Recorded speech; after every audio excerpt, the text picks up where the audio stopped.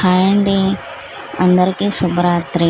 నాకు మాత్రం జాగారం రాత్రి జాగారం చేస్తూనే ఉండాలి.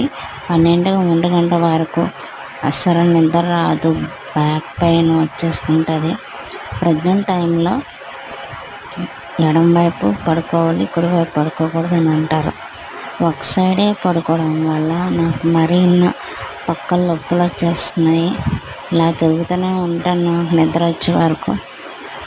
ఇంకా మా బావ అయితే పడుకున్నాడు, నాకు తోడు మా తమ్ముడు పడుకున్నాడు అనమాట.